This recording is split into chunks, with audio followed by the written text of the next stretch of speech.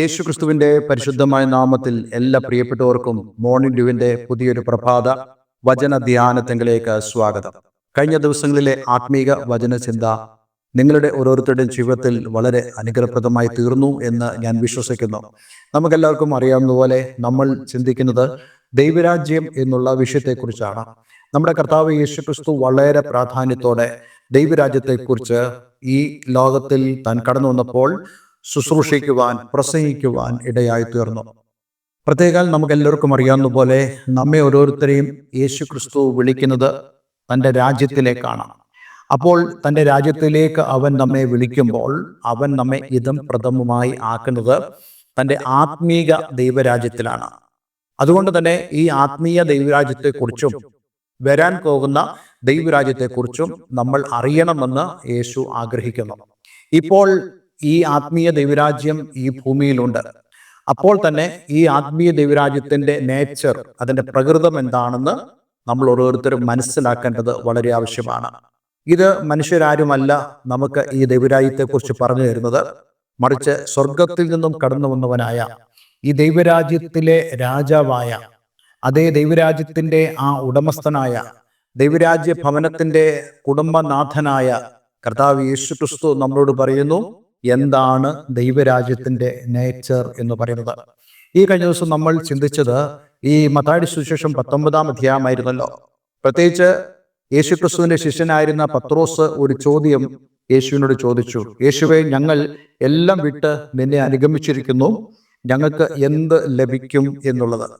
ഇത് വളരെ പ്രധാനപ്പെട്ട ഒരു ചോദ്യമായതുകൊണ്ട് കർത്താവ് യേശു ക്രിസ്തു ഈ ചോദ്യത്തെ സംബന്ധിച്ചുള്ള ചില മറുപടികൾ പറയുന്നതോടൊപ്പം തന്നെ യേശു 20-ാം അധ്യായത്തിൽ ഒരു ഉപമ അതുമായി ബന്ധപ്പെട്ട് യേശു പറയുകയാണ്. നമ്മൾ ആ ഉപമയിലേക്ക് കടക്കുന്നു. അപ്പോൾ തന്നെ നമ്മൾ കഴിഞ്ഞ ദിവസം ചിന്തിച്ചതായ കാര്യത്തെക്കുറിച്ചും നമ്മൾ ചെറുതായി ഒന്ന് പരാമർശിക്കുന്നതാണ്. മത്തായിയുടെ സുവിശേഷം 20-ാം അധ്യായം അതിന്റെ 1 മുതൽ. സ്വർഗരാജ്യം തന്റെ മുന്തിരിത്തോട്ടത്തിൽ വേലക്കാരെ വിളിച്ചാക്കേണ്ടതിന് പുലർച്ചെ പുറപ്പെട്ട വീട്ടടയോനോട് സദൃശ്യം. വേലക്കാരോട് അവൻ ദിവസത്തേക്ക് ഓരോ വെള്ളിക്കാശ് പറഞ്ഞൊത്തിട്ട് അവരെ മുന്തിരിത്തോട്ടത്തിൽ അയച്ചു. നമ്മൾ അടുത്ത ദിവസങ്ങൾ ഇതിന്റെ ബാക്കിയായിട്ടുള്ള ഭാഗങ്ങൾ ചിന്തിക്കുന്നതാണ്. ഈ കഴിഞ്ഞ ദിവസം നമ്മൾ ചിന്തിച്ചതായ കാര്യം നിങ്ങൾക്ക് ഓർമ്മയുണ്ടെന്ന് ഞാൻ വിചാരിക്കുന്നു. സകലതും വിട്ട് ദൈവരാജ്യത്തിലേക്ക് പ്രവേശിച്ചവരായ ആളുകൾ അവർ ചോദിക്കുന്നതായ ഒരു ചോദ്യം, ഞങ്ങൾക്ക് എന്താണ് അങ്ങനെ ചെയ്തതുകൊണ്ട് ലഭിക്കുന്നത്? തീർച്ചയായിട്ടും ഞാൻ വിശ്വസിക്കുന്നു പത്രോസിന്റെ ആ ചോദ്യത്തിന് പുറകിൽ, കർത്താവേ, ഞങ്ങൾ നിന്നെ പിന്തുടരുന്നു, ഞങ്ങൾ സകലതും നിന്റെ പേർക്കായി ഞങ്ങൾ ഉപേക്ഷിക്കുന്നു, എന്നിട്ട് ഞങ്ങൾക്ക് എന്താണ് ഇവിടെ ലഭിക്കുന്നത്? ഇന്ന് പലരുടെയും ചോദ്യം ഇതുതന്നെയല്ലേ? കർത്താവ് യേശുക്രിസ്തുവിനെ അനുഗമിക്കുമ്പോൾ തങ്ങൾക്ക് എന്താണ് ഈ ഭൂമിയിൽ ലഭിക്കുന്നതെന്ന് അവർ ചിന്തിക്കാറുണ്ട്. ഞാൻ ഈ തരുണത്തിൽ ചില ആളുകൾ ഊഹിക്കുന്നതിനെ കുറിച്ച് ചിന്തിക്കുന്നുണ്ട്. പ്രത്യേകിച്ച് ദൈവസന്നിധിയിലേക്ക് കടന്നു വന്നവരായ ആളുകൾ, ദൈവം അവരെ അനുഗ്രഹിക്കുന്നു, അവരെ മാനിക്കുന്നു, അവരെ വിവിധ തലങ്ങളിലേക്ക് ദൈവം കൊണ്ടുപോകുന്നു. ഇതെല്ലാം കാണുമ്പോൾ ചില ആളുകൾ ചിന്തിക്കാറുണ്ട്, ഇങ്ങനെ കർത്താവ് യേശുക്രിസ്തുവിനെ രക്ഷിതാവും കർത്താവും ദൈവമായി സ്വീകരിച്ച് ഇവരെ പോലെ ആയി തീർന്നാൽ ഞങ്ങൾക്കും ഇവർ കടന്നു പോകുന്നതായ അനുഗ്രഹത്തിലേക്ക് പ്രവേശിക്കാൻ സാധിക്കും. ഇവർക്ക് ലഭിക്കുന്നതായ അതേ സാമ്പത്തിക ഭദ്രത അല്ലെങ്കിൽ ഭൗതികമായ അഭിവൃദ്ധി ഞങ്ങൾക്ക് കൈവരിക്കുവാനിടയായി തീരും. മനുഷ്യരെല്ലാം ഇങ്ങനെയല്ലേ പ്രതീക്ഷിക്കുന്നത്?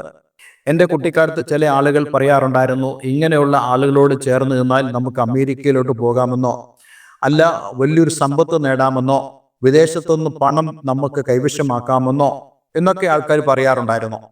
പക്ഷെ അത് പറയുമ്പോൾ പോലും ഞാൻ തന്നെ അത്ഭുതപ്പെട്ടു പോയിട്ടുണ്ട്.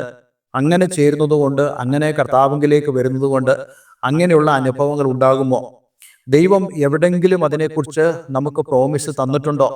ഈ കഴിഞ്ഞ ദിവസം നമ്മൾ ചിന്തിക്കുകയുണ്ടായല്ലോ, കർത്താവ് തന്നെ വാഗ്ദത്തം പറയുന്നത്, ഈ പത്രോസ് ഈ കാര്യം പറയുമ്പോൾ തന്നെ യേശു പറഞ്ഞതായ ഒരു പ്രോമിസ് ഉണ്ട്. ആ പ്രോമിസ് എന്ന് പറയുന്നത് ദൈവരാജ്യം സംബന്ധിച്ചുള്ള ഒരു പ്രോമിസാണ്. ഞാൻ കഴിഞ്ഞ ദിവസം തന്നെ നിങ്ങളോട് പറഞ്ഞിരുന്നല്ലോ, ദൈവം എപ്പോഴും ഏതെങ്കിലും ഒരു കാര്യം ചെയ്യുമ്പോൾ അവൻ ആദ്യം ചെയ്യുന്നത് ദൈവരാജ്യ സംബന്ധമായിട്ടുള്ള ഒരു പ്രോമിസ്, ഒരു അനുഗ്രഹം, അതായിരിക്കും ദൈവം നമുക്ക് തരുന്നത്.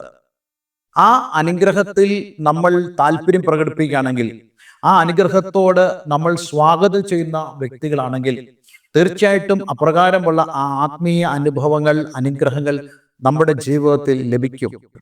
അതുകൊണ്ട് പ്രിയമുള്ളവരെ, നമ്മൾ മനസ്സിലാക്കേണ്ടത് ഫിസിക്കലി അല്ലെങ്കിൽ മെറ്റീരിയൽ ആയിട്ടുള്ള ഒരു അനുഗ്രഹമല്ല നമ്മൾ ദൈവരാജ്യത്തിൽ നിന്ന് പ്രതീക്ഷിക്കേണ്ടത്. അതിനർത്ഥം നമ്മൾ ഭൗതികമായി അനുഗ്രഹിക്കപ്പെടത്തില്ലെന്നല്ല ഞാൻ നിങ്ങളോട് പറയുന്നത്. പക്ഷേ ദൈവത്തിന്റെ മുൻഗണന, ദൈവത്തിന്റെ പ്രയോറിറ്റി എന്ന് പറയുന്നത് നമ്മെ ആത്മീകമായി സമ്പന്നർ ആക്കുക എന്നുള്ളതാണ്. പത്രോസിന്റെ ഈ ചോദ്യത്തിൽ ഒരു പാളിച്ചയുണ്ട്. ആ പാളിച്ച എന്ന് പറയുന്നത് അവൻ ആത്മീയമായ അനുഗ്രഹത്തെക്കുറിച്ച് ചിന്തിക്കാതെ അവൻ ഭൗതികമായ അനുഗ്രഹങ്ങളെക്കുറിച്ച്, ബ്ലെസ്സിങ്സിനെ കുറിച്ചാണ് അദ്ദേഹം ചിന്തിക്കുന്നത്. ഇന്നും അങ്ങനെയുള്ള ആളുകൾ ഉണ്ട് എന്നുള്ളതും നമുക്ക് വ്യക്തമായി മനസ്സിലാക്കാൻ കഴിയുന്നുണ്ടല്ലോ.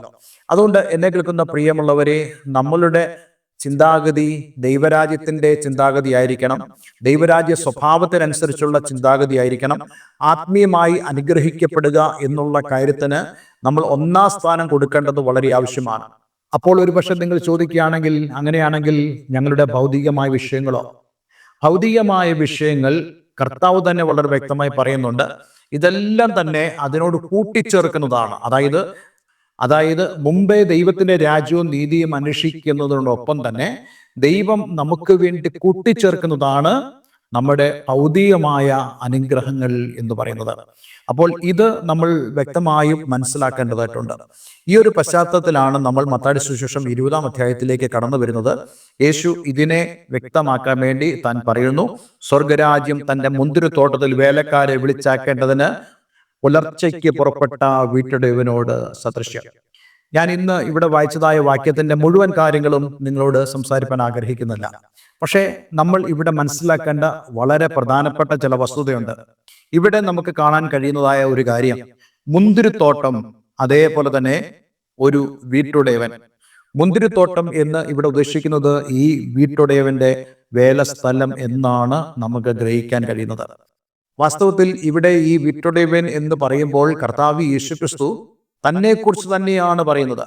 ദൈവരാജ്യം എന്നുള്ള ആ രാജ്യത്തിന്റെ ഉടമസ്ഥൻ, ദൈവഭവനത്തിന്റെ നാഥൻ, അത് യേശുക്രിസ്തുവാണെന്ന് വിശുദ്ധ വേദപുസ്തകം വളരെ വ്യക്തമായി നമ്മോട് പറയുന്നുണ്ട്. അപ്പോൾ അങ്ങനെയാണെങ്കിൽ ഈ വീട്ടുടമസ്ഥന്റെ മുന്തിരിത്തോട്ടം എന്ന് പറയുമ്പോൾ കർത്താവിന്റെ ശുശ്രൂഷ, കർത്താവ് ചെയ്യാൻ തുടങ്ങിയതായ ശുശ്രൂഷ, കർത്താവിന്റെ വേല, അത് ഈ ഭൂമിയിൽ ഇന്നും തുടരുന്നു എന്നുള്ളതിന്റെ ഒരു വലിയ സൂചന നമുക്ക് കാണുവാൻ കഴിയുന്നുണ്ട്. യേശുക്രിസ്തു തന്റെ പ്രവൃത്തി ഇന്നേക്ക് 2000 കൊല്ലങ്ങൾക്ക് മുമ്പ് ആരംഭിച്ചു. എന്നാൽ ആ പ്രവൃത്തി ഇന്നും തുടർന്നുകൊണ്ടിരിക്കുക. ഇന്നും കർത്താവ് ആ പ്രവൃത്തി ചെയ്യുമ്പോൾ കർത്താവ് എപ്പോഴും ആഗ്രഹിക്കുന്ന ഒരു കാര്യം, തൻ്റെ ഈ മുന്തിരിത്തോട്ടത്തിൽ അല്ലെങ്കിൽ തൻ്റെ ഈ ശുശ്രൂഷയിലേക്ക് കൂടുതൽ ശുശ്രൂഷകർ ആവശ്യമാണ്.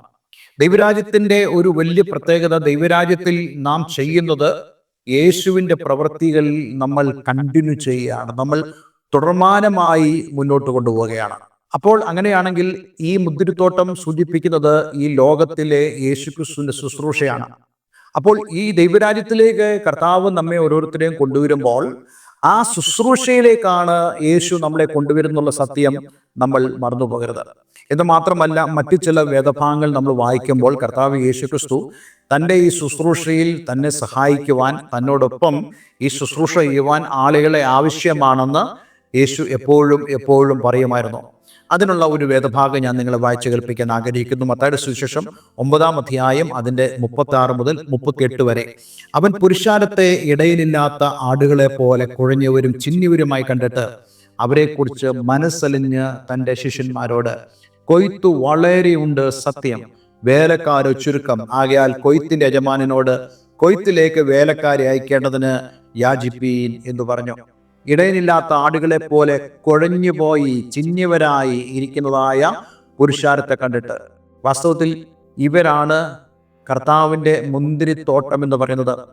ഇവരാണ് കർത്താവിൻ്റെ മുന്തിരി കൃഷി എന്ന് പറയുന്നത്. അതിനർത്ഥം ഇവരിലാണ് കർത്താവ് തൻ്റെ പ്രവൃത്തി ചെയ്യുന്നത്. അതുകൊണ്ട് ഇന്ന് ഈ ഭൂമിയിൽ യേശുവിൻ്റെ ശുശ്രൂഷ എന്ന് പറയുന്നത് ഈ ജനങ്ങളുടെ ഇടയിലാണെന്നുള്ള കാര്യം നമ്മൾ മറന്നു പോകരുത്. ഒന്ന് ശ്രദ്ധിച്ചു നോക്കിക്കേ, നമ്മുടെ ഈ കാലത്ത് ഈ പുരുഷാരത്തിനിടയിൽ, ജനത്തിൻ്റെ ഇടയിൽ യേശുവിൻ്റെ ശുശ്രൂഷയുടെ പ്രാധാന്യം വളരെ വലുതായി നമുക്ക് തോന്നുന്നതിൻ്റെ പ്രധാനപ്പെട്ട കാരണം, ഇവിടെ കർത്താവ് യേശുക്രിസ്തു ഇടയിലില്ലാത്ത ആടുകളെ പോലെ കുഴഞ്ഞവരും ചിന്നിയവരുമായി ജനത്തെ കണ്ടതുപോലെ ഇന്ന് ഈ ഭൂമിയിൽ നമ്മുടെ ആളുകൾ അല്ലെങ്കിൽ ലോക ജനത അഭിമുഖീകരിക്കുന്ന വലിയ വലിയ പ്രശ്നമുണ്ട്. നമുക്കറിയാം, ഇന്ന് ക്ഷാമമല്ല മനുഷ്യന്റെ ഏറ്റവും വലിയ പ്രശ്നം, ആഹാരമല്ല മനുഷ്യന്റെ ഏറ്റവും വലിയ പ്രശ്നം, അതേപോലെ തന്നെ യുദ്ധങ്ങളുമല്ല മനുഷ്യന്റെ ഏറ്റവും വലിയ പ്രശ്നം. മറിച്ച് മനുഷ്യന്റെ ഏറ്റവും വലിയ പ്രശ്നമായി മാറിയിരിക്കുന്നത് മദ്യം, മയക്കുമരുന്നുകൾ, അതേപോലെ തന്നെ ലഹരിയുടെ അടിമത്തങ്ങൾ. ഇതെല്ലാം മനുഷ്യന്റെ ഏറ്റവും വലിയ പ്രശ്നമായി മാറുമ്പോൾ നമ്മൾ ഓരോരുത്തരും മനസ്സിലാക്കേണ്ടത്, ഈ വേലയിൽ അല്ലെങ്കിൽ ഈ ശുശ്രൂഷയിൽ, ഈ മുന്തിരിത്തോട്ടത്തിൽ അതിനുവേണ്ടി ശുശ്രൂഷിക്കുന്നതായ ശുശ്രൂഷകന്മാരെ കൂടുതൽ ആവശ്യമാണെന്ന് അന്നത്തെ പോലെ തന്നെ ദൈവത്തിന് ഇന്നും ആവശ്യമായിട്ടുണ്ട്, അല്ലെങ്കിൽ അങ്ങനെ ഒരു ആവശ്യം ദൈവത്തിനുണ്ട് എന്ന് മനസ്സിലാക്കി നമ്മൾ ഓരോരുത്തരും കർത്താവിൻ്റെ ആ ശുശ്രൂഷയ്ക്ക് വേണ്ടി ദൈവം നമ്മെക്കുറിച്ച് ആഗ്രഹിക്കുന്ന ഇപ്രകാരം ചിന്നിയവരും കൊഴിഞ്ഞവരുമായി, അതേ മദ്യത്തിനും മയക്കുമരുന്നുകൾക്കും ലഹരി മരുന്നിനും അടിമകളായി, അതേപോലെ തന്നെ ജീവിതം വല്ലാതായി മനുഷ്യകുലം നാശത്തിലേക്ക് ഗമിക്കുമ്പോൾ അവരുടെ ഇടയിലേക്ക് കടന്നു എന്ന് യേശുവിൻ്റെ ശുശ്രൂഷ ചെയ്യുവാൻ യേശുവിന് ഇന്ന് വേലക്കാരെ ആവശ്യമാണ്. അതുകൊണ്ട് യേശു ഈ വാക്യത്തിൽ പറയുന്നു, കൊയ്ത്തു വളരെയുണ്ട് സത്യം, വേലക്കാരെ ചുരുക്കമാകിയാൽ കൊയ്ത്തിന്റെ യജമാനനോട് കൊയ്ത്തിലേക്ക് വേലക്കാരെ അയക്കേണ്ടതിന് യാചിപ്പീൻ. കൊയ്ത്തിന്റെ യജമാനൻ എന്ന് ഇവിടെ യേശു പറയുന്നത് പിതാവായ ദൈവമാണ്. പിതാവായ ദൈവത്തോട് നമ്മൾ യാചിക്കണം. യേശു ക്രിസ്തു തന്നെ നമ്മോട് പറയുന്നു, ഞാനും അതിനുവേണ്ടി യാചിക്കുന്നുണ്ട്. കാരണം യേശു ക്രിസ്തു ഈ ഭൂമിയിലായിരുന്ന സമയത്ത് മിക്കപ്പോഴും അവൻ ഒരുമലയിൽ പോയി പ്രാർത്ഥിക്കുമായിരുന്നു. എന്തിനു വേണ്ടിയാ? വേലക്കാർ അയക്കപ്പെടേണ്ടതിന് വേണ്ടി. യേശു നമ്മോട് പറയുന്നു, അതേ, നിങ്ങളും എന്നോടുകൂടെ പ്രാർത്ഥിക്കണം. കൂടുതൽ വേലക്കാരെ ഈ ശുശ്രൂഷയിലേക്ക്, ഈ മുന്തിരിത്തോട്ടത്തിലേക്ക് ആവശ്യമാണ്. നമ്മൾ ഓരോരുത്തരും ഓരോ ദിവസവും കർത്താവിൻ്റെ വേലക്കാർക്ക് വേണ്ടി പ്രാർത്ഥിക്കണം. ഈ വയലിലേക്ക് കൂടുതൽ വേലക്കാർ കടന്നു വരേണ്ടതിന് വേണ്ടി നമ്മൾ പ്രാർത്ഥിക്കണം. അതേപോലെ തന്നെ വേലയുടെ ആ വലിയ ആവശ്യകത, അർജൻസി നമ്മൾ മനസ്സിലാക്കി പ്രാർത്ഥിക്കുന്നവരായി തീരണം. അതുകൊണ്ട് ഇന്നലെ കേൾക്കുന്ന പ്രിയമുള്ളവരെ, യേശുവിൻ്റെ ശുശ്രൂഷ നമ്മൾ തുടരേണ്ടതായിട്ടുണ്ട്. യേശു ക്രിസ്തുവിൻ്റെ ശുശ്രൂഷ ഈ ലോകത്തിൽ ഇന്ന് പണ്ടത്തേക്കാളധികം ഏറ്റവും അധികം ആവശ്യമായിരിക്കുന്ന ഒരു സന്ദർഭത്തിലേക്കാണ് നമ്മൾ കടന്നു വന്നിരിക്കുന്നത്. അതുകൊണ്ട് വേല ചെയ്യുക, പ്രാർത്ഥിക്കുക. കൂടുതൽ വേലക്കാർ ഈ വയലിലേക്ക് വരുമാറാകട്ടെ. ദൈവരാജ്യത്തിൽ നമ്മൾ ചെയ്യേണ്ടതായ വളരെ പ്രധാനപ്പെട്ട കാര്യമാണ് ഇന്ന് ഈ വചനത്തിലൂടെ ദൈവത്തിൻ്റെ പരിശുദ്ധാത്മാവ് നമ്മെ ഓർമ്മിപ്പിക്കുന്നത്. ഒരു വാക്ക് നമുക്ക് പ്രാർത്ഥിക്കാം. അതോടൊപ്പം തന്നെ നിങ്ങൾ അതിനുവേണ്ടി സമർപ്പിക്കണം എന്ന് ഞാൻ നിങ്ങളോട് ആവശ്യപ്പെടുകയാണ്. ഒരു വാക്ക് നമുക്ക് പ്രാർത്ഥിക്കാം.